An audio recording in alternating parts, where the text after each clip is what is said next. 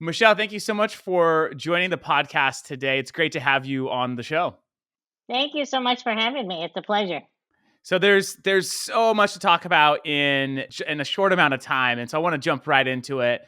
You have such an inspiring story. You have been a huge influencer in the philanthropic space, and so I'd love just to kind of start with tell us a little bit about yourself and your story, and what got you eventually into working in the nonprofit sector.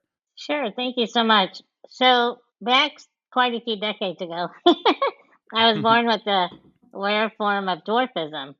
And so I've always been, among the shortest person wherever I go.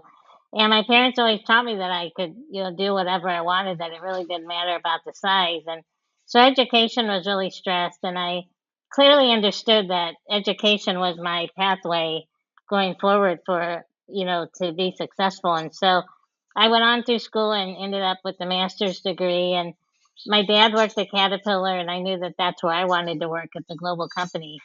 And I recently retired after 30 years, and my sister still works there today. And I had quite a career in different areas, parts, marketing, new product introduction, etc. But luckily, the last 7 years, I was the president of the Caterpillar Foundation and the first woman to hold that position. And it was Wow. quite a pleasure because it opened up a world for me that I thought I knew about people in poverty, etc. But when you really go around the globe and see poverty, and especially extreme poverty, it gives you a whole new understanding of what our challenges are in the world. Hmm. And so I really have worked, even in my retirement, to continue the social impact side. But, I give all the credit to the Caterpillar Foundation for really giving me an opportunity and teaching me things and meeting the people that I would have never met and been inspired by had I not held that position. What took you down the pathway of getting into the foundation aspects? It seemed like you were on the corporate side for a while, and then the last 7 years you spent on the foundation side. So, what was the sort of journey into that part of operations? It was, I've always loved business. And so you're right. The first 23 years, I was clearly on the business side. But I kept finding myself going down to the first floor of our world headquarters where the foundation folks were when I had free time. Hmm. And keep in mind, I've been in the philanthropic world since I was a teenager. I was in an organization, and still am, called the Little People of America, and did some other work with some other organizations. So, the not-for-profit world's always been in my life, and I've loved it. But Caterpillar was also a love of mine. So, when the foundation job came open, which it rarely did, I was maybe the fifth person since 1952 to have the Wow. position. Once you get in there, people would have it for, 20 years. Yeah. And when I was with the company 23, I thought I had missed my shot, to be honest. But it came open, and I thought, this really brings my two passions together, Caterpillar and the philanthropic side. So it's probably the most wanted position at Caterpillar, next to probably the CEO. So hundreds of people applied, and I thought about it for a long time. So I went in knowing that I had a strategy of what I would do. I would involve, with our brand, we could really bring recognition to a lot of these challenges. And of course, we have dealers all over the world as well that we could lean on and really help them with our work. Hmm. And so when I went in and talked about the strategy, and that I really thought we should do it from an ROI perspective, run it like a business. What organizations do we invest in that make the biggest impact? Kind of Hmm. like the Shark Tank. If Yeah. 50 water organizations came in, how do you differentiate?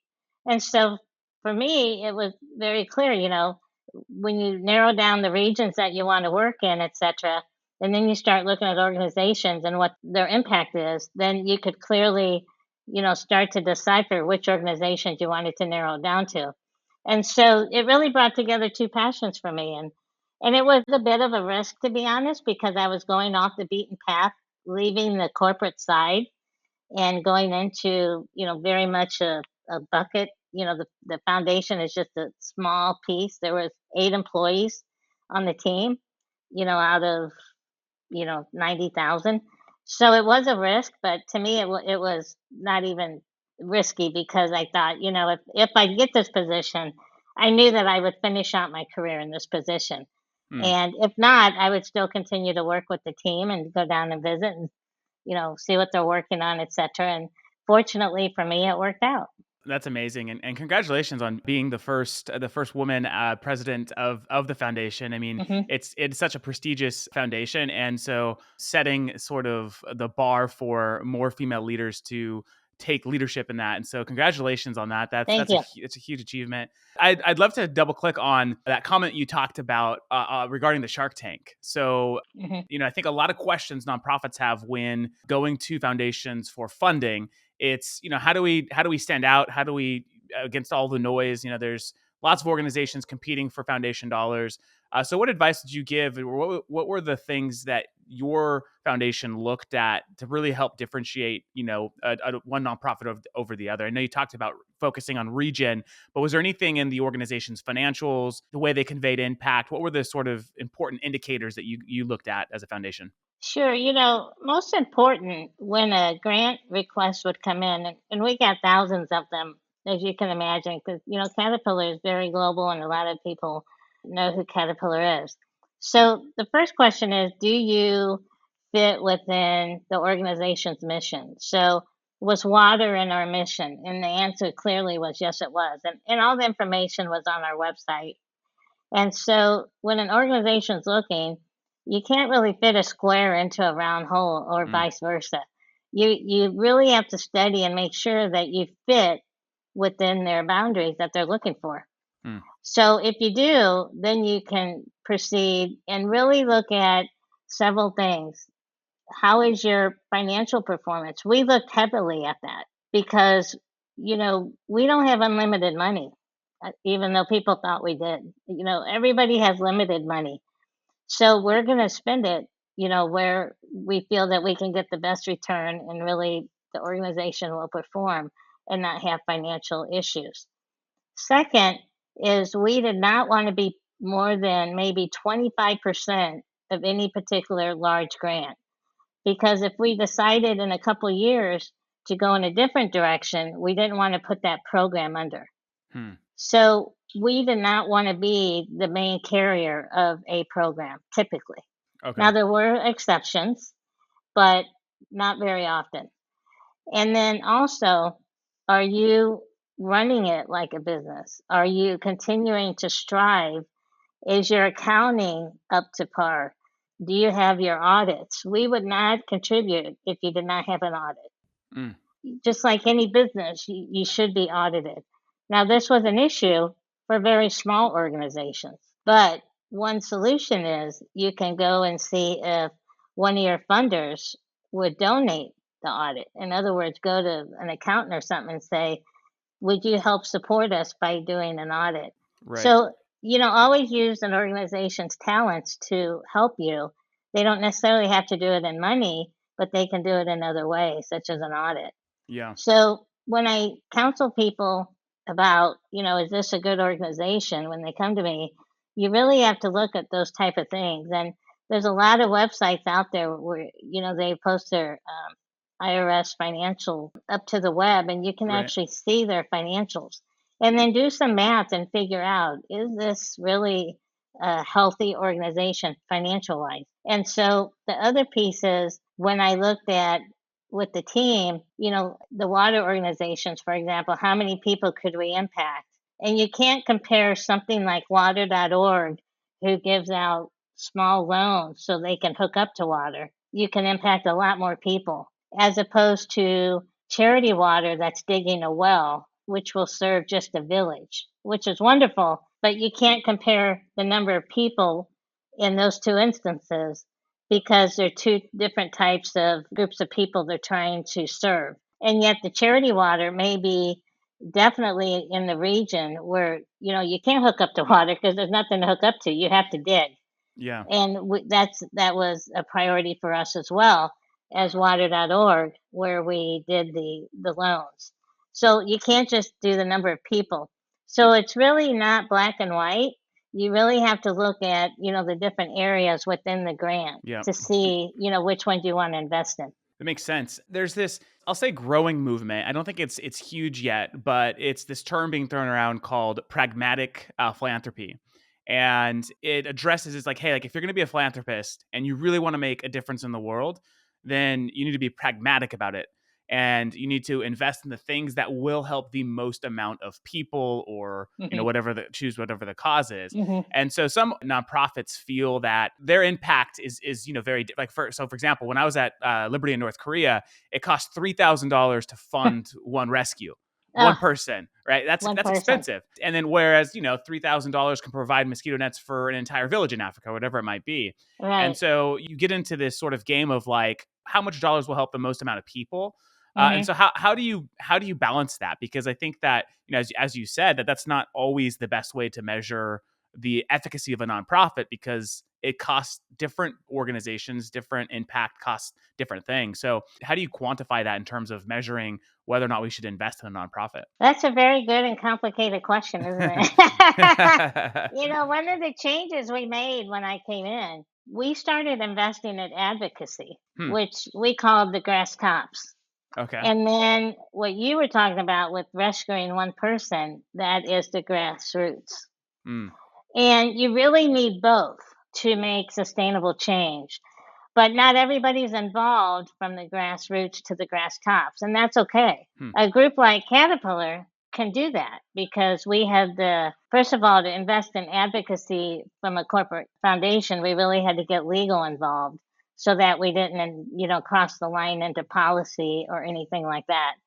So when you think about it, though, once you can get a country, for instance, and I'm just speaking in generalities here, to think about the advocacy of girls should not be married at age 10, even if they were to address that, it would take a long time for Mm. it to filter through the culture, right? Probably multi generational type of time. But when you think about it, that's also going to produce mass change in the distant future. Mm. Hopefully, the near future, but to make large change and cultural change through advocacy, it does take a long time. Yeah. So it depends on what your time frame is, and it depends on what is it your preference. What's your preference in terms of okay, that $3,000 saved one person as a rescue. Well, that can go on and impact their family in the future, etc. So it also balloons out. Yeah. But, $3,000 in the advocacy world, you're talking millions of dollars in advocacy if you're talking about child marriage or education reform or something like that. Right. So there's many things that go into, each type of grant in the area, but advocacy is definitely more long term but exponentially impactful. Impactful. Yeah, and Oh, yeah. I think that's such an important message for nonprofits. I think we're so obsessed with how much impact can we make in this Yeah. fiscal year. And counting, And right? exactly. Yeah. Whereas sometimes some years there will just be less impact, but for the return in year 4, 5, or Right. 6, whatever it Right. might be. And so I Yep. think I love that Caterpillar thinks that way, thinks about sort of the long-term impact Mhm. of what an organization can do, whether Right. it's through advocacy or direct programs.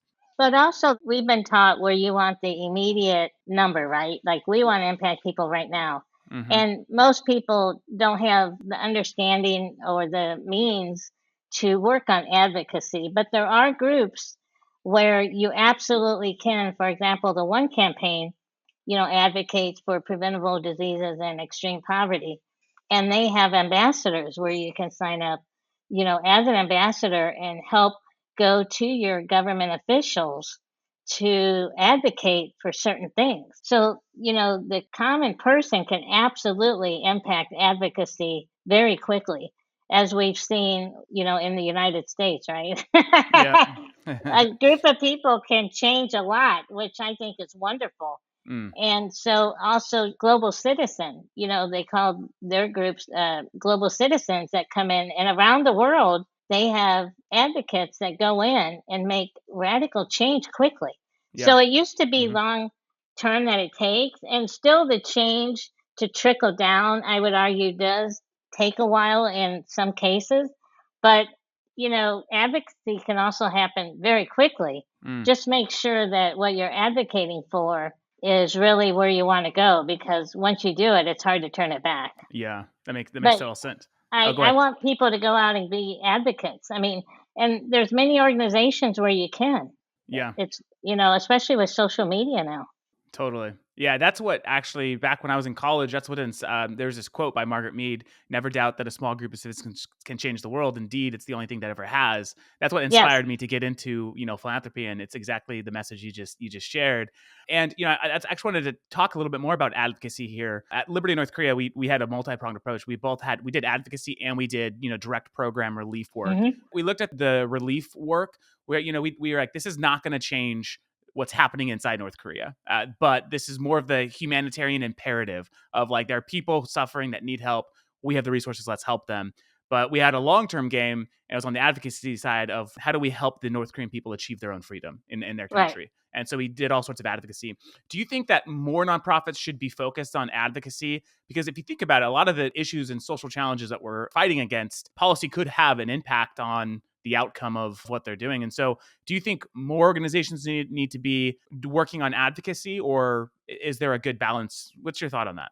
I do think that advocacy plays a role in almost every social challenge that we have, but a lot of organizations don't have the depth or Mm, sometimes the desire to go into advocacy, because it can be quite heavy of a lift depending on where you are. yeah. However, we were big proponents of collaboration. And so, what I've encouraged organizations to do, and it started when I was with the foundation and I continue to do it, is there's strength in collaboration. So, find the organizations that are working on advocacy in the area that you're focused on. And when you team up, you have a much more powerful impact, Hmm. because you may be delivering on the ground while you're also feeding information and advice to the advocacy group. And also, the people that you're working with can be advocates for the advocacy organization. Mm, Because remember, there's power in numbers, like Margaret Mead said, right?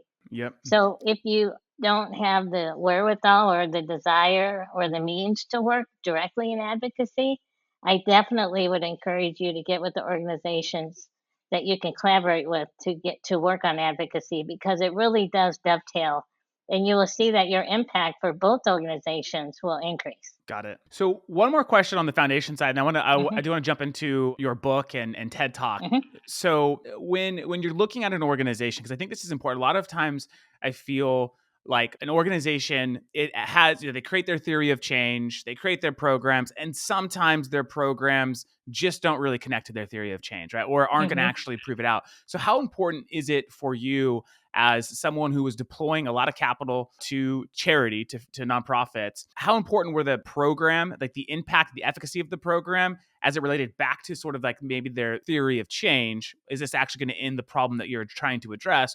Or were you more concerned about how many people are you actually helping? Is it helping bring people out of poverty? I feel like sometimes there can be a disconnect in sort of the humanitarian efforts that are being done and the long-term change that also needs to be focused on. So how would you look at that from a foundation perspective when deploying capital? In the foundation, we required an annual impact report. And the reason for that is we wanted to make sure that that truly connected to their theory of change. And for instance, if they were going into a classroom with a certain program and working on maybe 30% change in knowledge or behavior, and remember, there's a difference between output, and output is how many kids went through the class. When you talk about change, it's what was the change in knowledge or behavior. We focused on the change in knowledge and behavior, Hmm. because there were sometimes, not very often, where when they turned in the impact report, it did not even come close to meeting what their Hmm. metric was. And remember, it's their metric. Right. Now, that does not mean that we quit funding them. To the contrary, you know, obviously either the program wasn't on target, or for the audience that they have brought in, or you need to change the audience so that they meet, the program dynamics. But if you didn't meet your change by by a large measure, then something isn't right. Hmm. And so you really needed to go back and look at, let's look at the students that we had in the class and what is it they needed. or was it the program material that we needed to change for the students that are in the class? So it doesn't mean that we were going to stop the grant. We would let it go forward if they could find out, what change could they make to try it again. Yeah. And then it really did perform. Hmm. So what's interesting is while some organizations didn't like the impact report, it actually helped them because their program became even stronger and then Yeah. more people were interested in funding. Yeah. So you really, just like in business, you know if something doesn't meet the customer requirements because they don't buy it. Right. So you change something, right? So the nonprofit's the same. Hmm. You have to perform. Is it hitting the targets that you were wanting, or you need to go back and look at what's wrong? And we did that, through the impact reports and then working with the organizations to make sure that, they were performing up to their theory of change. Yeah, I love that. That's I think that a really powerful takeaway from that message there is for nonprofits looking for funding, especially from foundations like Caterpillar. Hmm. It's ensure that you have a monitoring and evaluation mechanism in place on your programs, right? Right. Especially if you're to deliver sort of the impact and on the program. So that's really helpful. Right, because remember, we have to meet, the IRS watches the dollars very closely as they should, and so does Caterpillar because, I felt a huge responsibility on behalf of the employees, the company, the dealers and the customers that we, spend and invest the money wisely into Mm, organizations that we're going to get, that will really benefit the folks that we're targeting. And so we have the same responsibility on our side. We have to roll up our numbers mm. to show, the number of people or the how we changed in terms of advocacy. How did we, make a difference on our side as well? So we have to do the same. Absolutely. Absolutely. All right, so let's transition here in the next couple minutes, and then we'll wrap it up. So you are outside of your inspiring work at the Caterpillar Foundation, have gone on and gave a very inspiring speech on the TED stage, which has been viewed millions of times. You've written a book. Talk to us about your speaking and your writing. It's such an inspiration, and so we'd love to touch on that a bit here. Yeah, thank you. It really did start with the TED Talk. And the premise behind the TED Talk was you really can't walk in my shoes, being 4 feet tall and other challenges that I have. And most challenges you can't see from someone. And yet we're very quick to judge people by what you see, especially in today's world. Look at the politics. I mean, families aren't talking to each other just because you support, a candidate. Imagine that. Yeah. So when you think about the world today, we need to come together more than ever. And so don't judge people as quickly as we have a tendency to do because you don't know what that person's going through on any given day. And so while you can't walk in my shoes maybe or understand about being 4 feet tall, you can still walk beside me and I can walk aside you as well. And we really can make a difference in the world. And that's what the TED Talk is about. And so a lot of people have always said, Michelle, oh, you need to write a book about your life. And, everybody has a story. And most people think just being small is my biggest story, where I believe that making an impact in the world, I definitely believe in servant leadership. I believe that we're supposed to make a difference in the world, everybody, however that is. You're using your talent, your resources, or your finances, or all of the above. And so the book is called Looking Up. Even though I look up to everybody actually all the time, all day, being 4 feet tall, Hmm. it also taught me the greatest gift, which is to look up to everybody because we all have value. Hmm. And so in the book, I talk about the people who I've looked up to in my life that made a profound impact on me. And then also, I talk about the people, especially the people I met in the foundation, who are living in poverty, and they've influenced my life more than they will ever know. And here they don't have near what we have. Hmm. And yet they're so inspirational. And there's stories in there about the people and how they have inspired me and others is a big part of the book as well. Mm. And for those listening, I highly recommend it. I ordered it. I first talked to Michelle several weeks ago, ordered the book ahead of time. My wife and I have read it, and it's a perfect book for the time that we're in today. Such an inspiring story. So Michelle, thank you for being on the podcast. Thank you for sharing. Where can people pick up the book? I assume Amazon is probably the easiest way, or Right, is there right. another way? Okay. Target, Amazon, and then also if you want to know more about where I'm speaking, etc., lookingup.com. Okay, we'll make sure that we'll link your website in the comments or as part of this podcast so people have access to that. But thank you so much, Michelle, for joining, for sharing Thank your you. story, sharing your expertise. We really appreciate it. Thank you. Keep looking up because the view is great. Awesome. Okay. Thank you. Bye bye. Bye.